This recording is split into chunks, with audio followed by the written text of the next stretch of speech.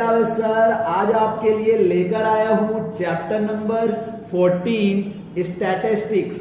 Guys trust me, please इस video को पूरा देखना जिससे आपका पूरा कॉन्सेप्ट इस चैप्टर का क्लियर हो जाएगा और आप इस चैप्टर के एक्सरसाइज के न्यूमेरिकल को बहुत इजी वे में सॉल्व कर सकते हैं। तो चलिए आज का यह वीडियो स्टार्ट करते हैं। Good morning, good afternoon and good evening, जो भी आपका टाइम चल रहा हो। तो हम सबसे पहले इस चैप्टर में बात करेंगे डेफिनेशन ऑफ स्टैटिस्टिक्स। स्टैटिस्टिक्स कहते किसे हैं? तो यहां पर डेफिनेशन जैसा आप देख रहे हैं, statistics is the branch of mathematics dealing with the study of the collection, analysis, presentation and organization of data. तो सबसे पहले माइंड के अंदर आपके आएगा कि सर डेटा किसे कहते हैं। तो मैं आपको एग्जांपल वे में बता दूं कि डेटा किसे कहते हैं। जैसे मान लीजिए कि हमारे पास एक हम टाइम टेबल बनाते हैं। सपोज हम टाइम टेबल बनाते हैं कि हम मैथ्स को 2 आवर पढ़ेंगे, गुजराती को 1 आवर पढ़ेंगे, हिंदी को 1.5 आवर पढ़ेंगे, साइंस को 2 आवर पढ़ेंगे।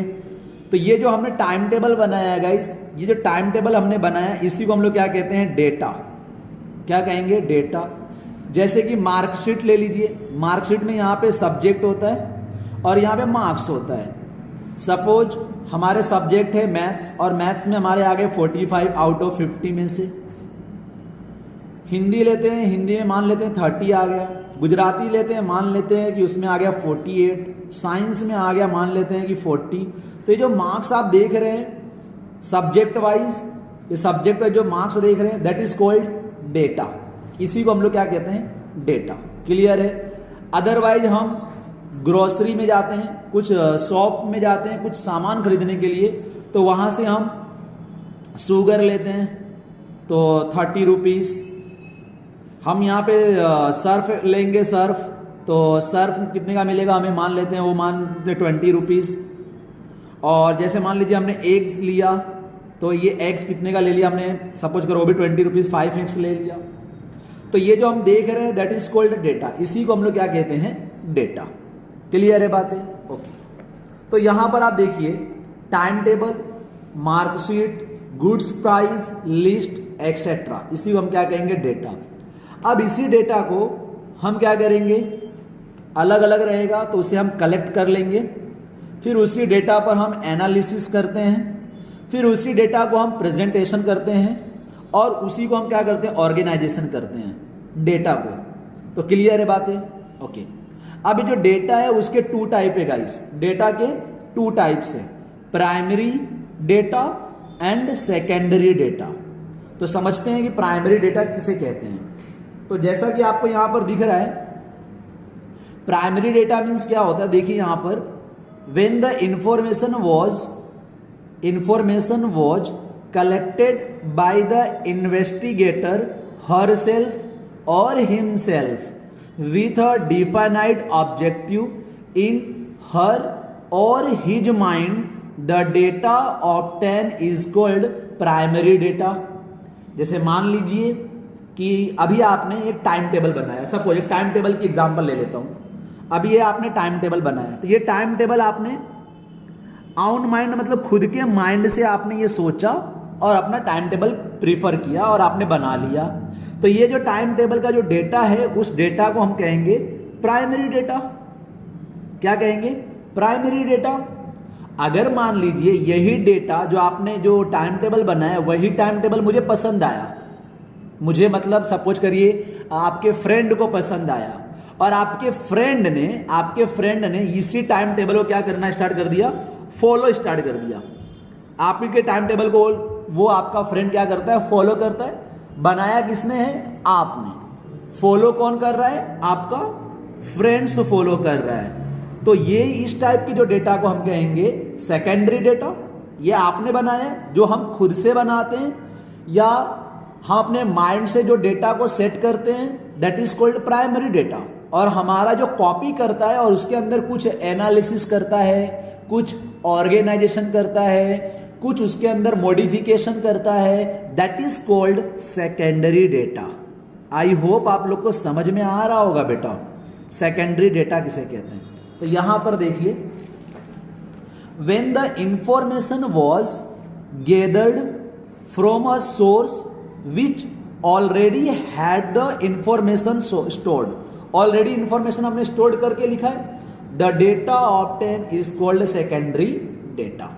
ठीक है, मतलब आपने उतना माइंड नहीं लगाया, आपने ऑलरेडी डेटा स्टोर्ड था, उसके ऊपर आपने वर्क किया, और यहां पे क्या किया, आपने माइंड लगाया और डेटा को कलेक्ट करके एक मेनर वे में, एक अरेंजिंग वे में आपने इसको क्या किया, स्टोर किया, और उसके ऊपर एनालिसिस किया आपने। देखिए यहां पे वर्ड है ना बेटा, एनालिसिस करना, कलेक्शन किया आपने डेटा का, तो इसी को हम लोग क्या कहते हैं, प्राइमरी डेटा, और इसको हम क्या कहेंगे, सेकेंडरी डेटा। अब यहां पर है सेकेंड है हमारे पास रो डेटा। अब हम रो डेटा किसे कहेंगे, let us consider the marks obtain by 10 students in a mathematics test as shown given below. जैसे मान लीजिए यहां पे टेस्ट गिवन है, टेस्ट के मार्क्स गिवन है, 55, 36, 95, ये जो मार्क्स गिवन है गाइस, ये रो है, रो में गिवन है ना। ऐसे अगर रहता है, मान लीजिए अगर ये चीज अगर ऐसे होता तो 55, 65, 70, 35, तो इसे हम कॉलम कहते हैं। क्या कहते हैं, कॉलम। पर हमारे टेक्स्ट बुक में कॉलम नहीं है, हमारे टेक्स्ट बुक में क्या है, रो डेटा, रो, इसे हम क्या कहेंगे, raw data. The data in this form, जो डेटा इस फॉर्म में होगा इज कॉल्ड रो डेटा, उसे हम क्या कहेंगे, रो डेटा। तो गाइस अब आगे बढ़ते हैं, समझ में आ रहा है, ओके, क्लियर है ना। अब रो डेटा के बाद आपको समझना है रेंज। तो रेंज किसे कहेंगे, बहुत सारे डेटा होंगे आपके पास, 2, 4, 5, 6, 9, 10, 14, 15, मतलब बहुत सारे डेटा होंगे ना। ऐसा बहुत सारे डेटा 1, 2, 4, 6, 9, 8, 7, 11, 12, ऐसे बहुत सारे डेटा है। रैंडमली हमारे पास क्या है, डेटा है। अब देखिए, अब आपको यहां पर क्या करना है, the difference between the highest and the lowest value in the data is called range of the data. तो यहां पर बहुत सारा मैंने डेटा लिख दिया था, इसमें से आप हाईएस्ट डेटा कितना है बेटा, तो हाईएस्ट डेटा है 12, और लोएस्ट डेटा कितना है, तो लोएस्ट डेटा कहेंगे सर आप 1 है। तो 12 माइनस 1 कितना हो गया बेटा, 11, और 11 हमारा क्या हो गया, रेंज। क्लियर है ना मेरी बातें, ओके। तो रेंज किसे कहेंगे, और फॉर्मूला आपको भी यहां पर मैंने लिख दिया है, highest value minus lowest value. अब यहां पर बात आती है बेटा प्रेजेंटेशन ऑफ डेटा। हम डेटा को प्रेजेंट कैसे करेंगे, तो we can present data by various way like table, bar graph, histogram, frequency polygon, pie chart. हमारे 9th स्टैंडर्ड में पाई चार्ट नहीं है, तो हमें पाई चार्ट नहीं करने हैं, और बाकी हमें टेबल, बार ग्राफ, हिस्टोग्राम और फ्रीक्वेंसी पॉलीगॉन को समझना है और करना है। तो मैं आपको 1 by 1 सभी प्रेजेंटेशन ऑफ डेटा को समझाता हूं। तो सबसे पहले हम क्या समझते हैं, टेबल। अब गाइस एक बात और बता देता हूं मैं आपको कि जो टेबल है ना, टेबल को और हम कहते हैं टेबल डिस्ट्रीब्यूशन,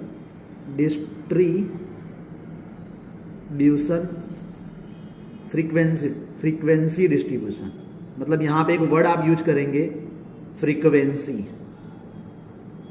तो टेबल फ्रीक्वेंसी डिस्ट्रीब्यूशन, ठीक है, किसको कहते हैं, टेबल वाले टर्म्स को। तो हम टेबल को समझते हैं, तो चलिए अब हम यहां पर टेबल को समझते हैं। तो हमारे पास यहां पर टेबल है। देखिए प्रेजेंटेशन ऑफ डेटा में हम फर्स्ट क्या समझने जा रहे हैं, टेबल। मान लेते हैं कि ये मार्क्स है, और किस में से, तो मान लेते हैं ये भी वो मार्क्स गिवन है 100 में से। प्लीज कंसंट्रेशन करना बेटा, नंबर ऑफ स्टूडेंट और ये टेली मार्क, ऐसा आप एक टेबल बना देंगे अपनी नोटबुक में। फिर यहां पे गिवन क्या है, नंबर ऑफ स्टूडेंट, ऐसा एक स्टूडेंट है जिसके मार्क्स कितने आए हैं, 10। ऐसा एक स्टूडेंट है हमारी क्लास में, आपकी जो क्लास होगी उस क्लास की इमेजिन करिए, वहां पर मार्क्स एक स्टूडेंट कितने मार्क्स आए हैं, 20। ऐसे हमारे क्लास में 3 स्टूडेंट है जिनके मार्क्स कितने हैं, 36। वैसे 4 स्टूडेंट, कितने स्टूडेंट, 4 स्टूडेंट है जिनके मार्क्स आए हैं 40। वैसे 3 स्टूडेंट है फिर से जिनके मार्क्स आए हैं 50 मार्क्स आए हैं। और वैसे 2 स्टूडेंट है जिनके मार्क्स आए हैं 56। आई होप आपको ये टेबल क्लियर हो रहा होगा। अब आ जाते हैं टोटल जो नंबर ऑफ स्टूडेंट हमारी क्लास में, सपोज वो कितने हैं, 30 हैं। Okay, total number of student. अब टेली मार्क में क्या करना है बेटा, तो टेली मार्क में 1 है तो 1 लिखिए, 3 है तो 3 लाइन कर दीजिए, और 4 है तो 4 लाइन कर दीजिए, 4 है तो 4 लाइन कर दीजिए। फिर मान लीजिए अगर 5 आ गया तो आपने पढ़ा होगा 8 क्लास में शायद, कि जब 5 आता है तो हम इस टेली मार्क में एक लाइन को ऐसे हम ड्रॉ कर देते हैं ना, ये 4 हो गया और एक लाइन को ऐसे ड्रॉ कर देंगे तो 5 हो जाएगा। 6 आएगा तो एक लाइन और, 7 आएगा तो एक और लाइन, 8 आया एक लाइन, 9 आया एक लाइन, 10 आया फिर से एक लाइन, ऐसे कर देंगे तो ये कितना हो गया 10, 11 आया फिर 1। समझ में आ रहा है, क्लियर है? ओके, तो प्रेजेंटेशन ऑफ डेटा में ये हमने प्रेजेंटेशन ऑफ डेटा देख लिया। अब हम यहाँ पर समझते हैं बेटा सेकंड जो है वो हम समझते हैं, वो है हमारे पास ये, इसे हम कहते हैं बार ग्राफ। क्या कहेंगे? Bar graph. तो अब ये समझिए बार ग्राफ क्या होता है। हालांकि अगर एग्जाम्स में आएगा तो आपको ऐसे ही ड्रॉ करना है जैसे अभी मैं बताने जा रहा हूं। देखिए हमारे पास यहाँ पे बार ग्राफ है, तो यहां पर समझ लीजिए पहले आप, मंथ ऑफ बर्थ, मतलब यहां पे मंथ ऑफ बर्थ गिवन है, जनवरी, फरवरी, मार्च, अप्रैल, और नंबर ऑफ स्टूडेंट्स गिवन है। तो मान लेते हैं कि हमारी क्लास में ऐसे 3 स्टूडेंट है। कितने स्टूडेंट हैं? हम जो अभी हमने टेबल में देखा ना बेटा, टेबल के थ्रू हमने क्या किया, प्रेजेंटेशन दिया टेबल के थ्रू। अब हम ग्राफ के थ्रू प्रेजेंटेशन दे रहे हैं, और वो ग्राफ कौन सा है? Bar graph. तो जनवरी में ऐसे 3 नंबर ऑफ स्टूडेंट जो जिनका बर्थडे आता है, फरवरी में ऐसे 4 नंबर ऑफ स्टूडेंट है हमारी क्लास में जिनका बर्थडे आता है, देखिए आप। सिमिलर मार्च में ऐसे 2 नंबर ऑफ स्टूडेंट्स हैं जिनका बर्थडे आता है, अप्रैल में भी 2 नंबर ऑफ स्टूडेंट हैं, फिर मई में 5 नंबर ऑफ स्टूडेंट हैं, और जून में 2 नंबर ऑफ स्टूडेंट हैं। तो गाइस आपको पढ़ना आ गया कि बार ग्राफ कैसे बनाना है। अब बार ग्राफ तो आप बना लेंगे और हो भी जाएगा। समझने वाली बात आप एकदम अच्छे से समझना, अभी क्या समझना क्या है आपको। और यहां पे ये जो ग्राफ आप देख रहे हैं, इस ग्राफ को हम कहते हैं हिस्टोग्राम। हिस्टोग्राम। अब इस हिस्टोग्राम में क्या होता है, तो यहां पर देखिए वेट इन केजी, मतलब मान लेते हैं कि स्टूडेंट का वेट गिवन है यहां पर केजी में, और यहां पे नंबर ऑफ स्टूडेंट है। अब ये डेटा को हम क्या शो कर रहे हैं, तो मान लेते हैं कि 30 to 35.5 kg में कितने नंबर ऑफ स्टूडेंट है हमारी क्लास में? 10। ऐसे 10 स्टूडेंट हैं जिनका वेट 30.5 to 35.5 तक है। फिर 35 to 40.5 तक वैसे 6 स्टूडेंट है। नंबर ऑफ स्टूडेंट कितने हैं? 6। देखिए यहां पर, ये आपको लाइन से दिख रही है। फिर ये वाली लाइन देखिए कितना है? 16। मतलब हमारी क्लास में, जो आपकी क्लास है जहां पढ़ने जाते हैं हम, हमारी क्लास में 40.5 to 45.5 kg का कितने स्टूडेंट है? तो 60 स्टूडेंट है जिनका वजन कितना है? 40.5 to 45.5। समझ में आ रहा है?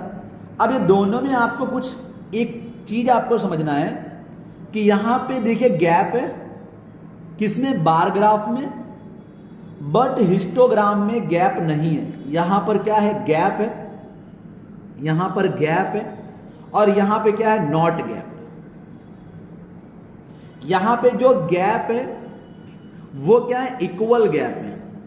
इक्वल गैप मीन्स यहां पे जो जितना गैप होगा गाइस उतना ही गैप यहां पर भी, उतना ही गैप यहां पर भी है। ओके। फिर यहां पर आप ये जो आप देख रहे हैं, ये जो फरवरी की जो आपको लिस्ट दिख रही है, इसमें ये जो विड्थ है, विड्थ वो क्या है? इक्वल है। विड्थ क्या है? इक्वल। पर यहां पे क्या विड्थ इक्वल है? नहीं। क्यों नहीं इक्वल है? तो ये देखिए यहां का विड्थ आप देखिए, यहां की चौड़ाई को देखिए, ये इतना चौड़ा यहां पर है और यहां पर इतना ही चौड़ा है, तो यहां पर विड्थ क्या होती है?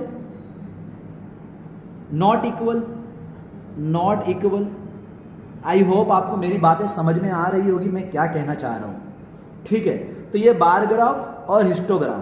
बार ग्राफ में गैप सेम रहेगा, विड्थ इक्वल होगी। हिस्टोग्राम में क्या करना है गाइस? विड्थ नॉट इक्वल, ये ज्यादा हो सकता है, इस और भी ज्यादा हो सकता है, पर ये क्या होंगे? नॉट गैप, इनके बीच में क्या नहीं होगा? गैप नहीं होगा। ओके, अब गाइस आते हैं हमारे लास्ट ग्राफ पे, जिसका हमें नाम देना है फ्रीक्वेंसी पॉलीगॉन। फ्रीक्वेंसी पॉलीगॉन, तो समझते हैं इस फ्रीक्वेंसी पॉलीगॉन में क्या है। तो यहां पर देखिए वेट इन केजी और नंबर ऑफ स्टूडेंट। तो मान लेते हैं कि एक स्टूडेंट है, ऐसे नंबर ऑफ 4 स्टूडेंट हैं जिनका वेट कितना है? तो जिनका वेट है 35.5। ऐसे 7 नंबर ऑफ स्टूडेंट हैं जिनका वेट कितना है? 40.5। ऐसे फिर से 4 स्टूडेंट है जिनका वेट कितना है? 45.5। तो गाइस पढ़ने आ गया। इस सभी पॉइंट्स को आप क्या करेंगे? स्केल लेंगे और स्केल से सबको अगर आप ज्वाइंट करते हैं, स्केल से अगर आप सबको ज्वाइंट करते हैं तो ऐसा एक फ्रीक्वेंसी पॉलीगॉन मिल जाएगा। ठीक है, अब इसके हम आगे रीड करते हैं, समझने की ट्राई करते हैं। तो ये हो गया आपका प्रेजेंटेशन ऑफ डेटा। अब देखिए यहां पे, अब आपको यहां पे समझना है सेंट्रल टेंडेंसी। सेंट्रल टेंडेंसी में 3 चीजें, मीन, मीडियन, मोड। तो मैं अब आपको बताता हूं 1 बाय 1 मीन किसे कहते हैं और इसके कुछ एग्जांपल्स, जिसको आपको बहुत अच्छे से क्या हो जाए? समझ में आ जाए। तो चलिए मैं अब आपको मीन के बारे में समझाता हूं। सबसे पहले तो आप इतना समझिए कि मीन मीन्स क्या होता है। तो मीन को हम एक्स बार से डिनोट करते हैं और हम मीन को हम एवरेज भी कहते हैं। मीन को हम एवरेज भी कहते हैं। मीन को निकालने का जो फॉर्मूला होता है वो फॉर्मूला होता है x bar equal to number यहां पर नंबर ऑफ नहीं, sum of all observation upon total number of observation. ये फॉर्मूला बहुत ही इंपॉर्टेंट फॉर्मूला है, हमेशा याद रखेंगे। अब इसको कैसे अप्लाई करना है तो मैं अब आपको यहां पे क्वेश्चंस लेता हूं और समझा देता हूं।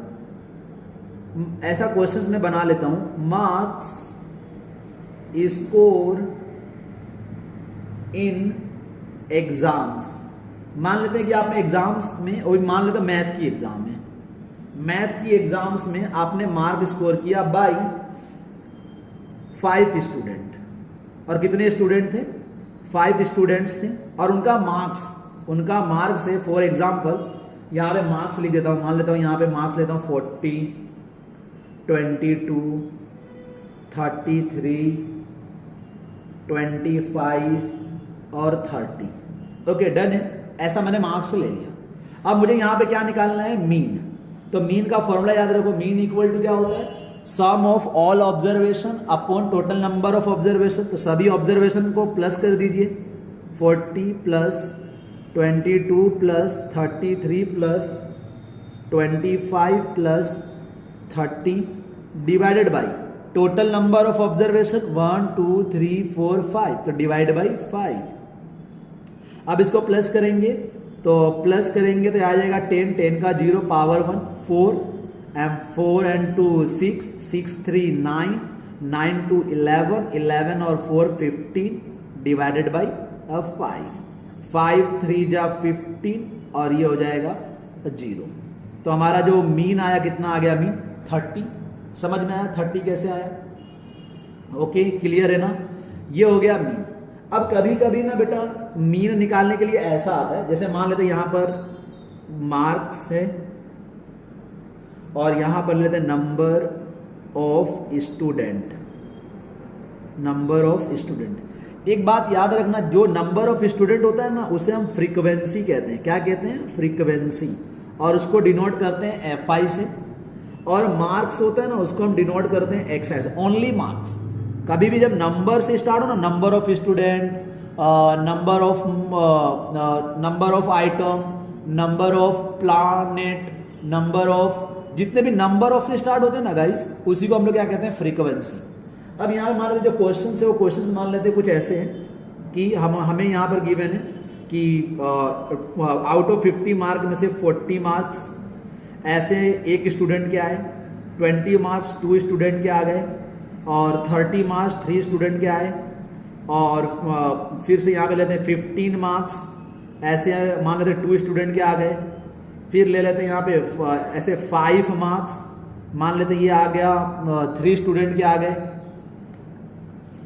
फिर यहाँ पर ऐसे मान लेते हैं कि यहाँ पे 45 मार्क्स, ये मान लेते हैं कि कितने स्टूडेंट का ले लेते हैं, ये भी ले लेते हैं 3 स्टूडेंट के आ गए। फिर वैसे ही गाइस आप यहाँ पे मार्क्स क्या ले सकते हैं, जैसे मान लीजिए हमने यहाँ पर ले लिया फिर से 50 मार्क्स, वो मान लेते हैं 1 स्टूडेंट के आ गए।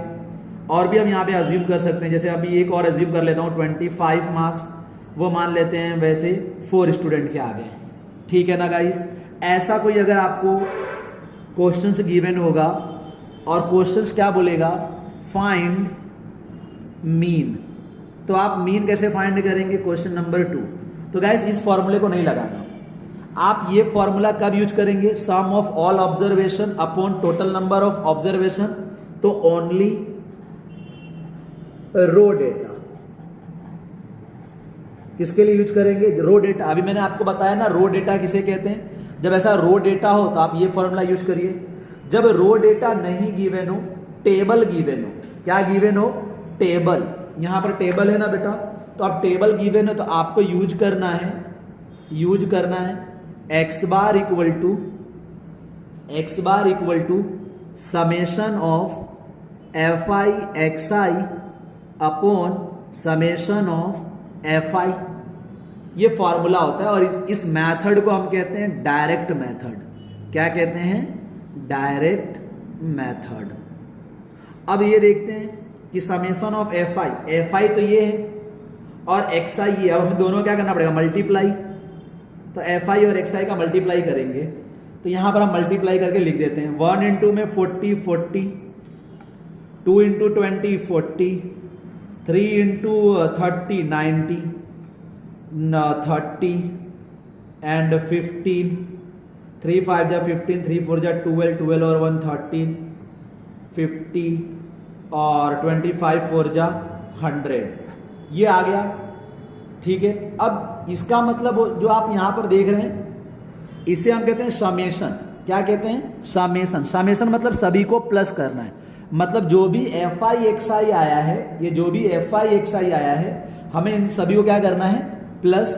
तो आप इन सभी को प्लस कर लेंगे यहां पर गाइस, और प्लस करने के बाद यहां पर लिखेंगे। सपोज जो भी आपका आंसर आ जाए आप प्लस करिएगा और प्लस करके यहां पर लिखेंगे divided by summation of FI। मतलब यहां पर इसको प्लस करेंगे सबको। जैसे कि मान लीजिए मैं फटाफट प्लस कर देता हूं 3 6 2 8 8 3 11 11 3 14 एंड 14 15 15 और 4 19। तो यहां पर प्लस करने पर कितना आ जा रहा है हमारा? 19। और वैसे इसको आप प्लस करिए तो जो भी प्लस करने पर आएगा यहां पर लिख देंगे और डिवाइड कर देंगे तो आपको x बार मिल जाएगा। तो मीन में क्या करना है? समझ में आ रही है बातें?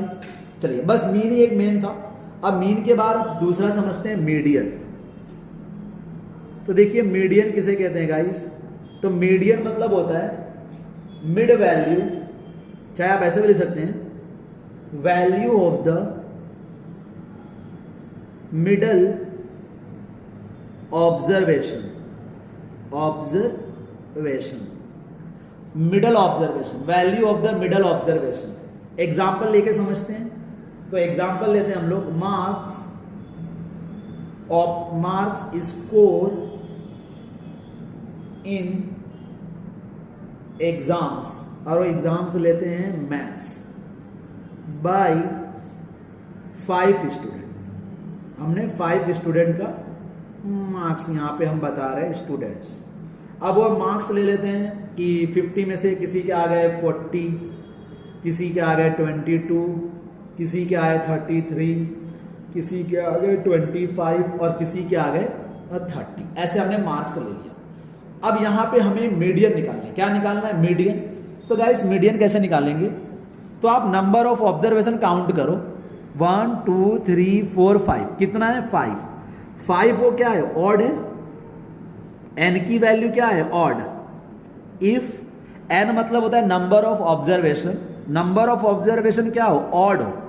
तो आपका जो फॉर्मूला यूज होगा वो फॉर्मूला होगा n + 1 बाई टूथ ऑब्जर्वेशन।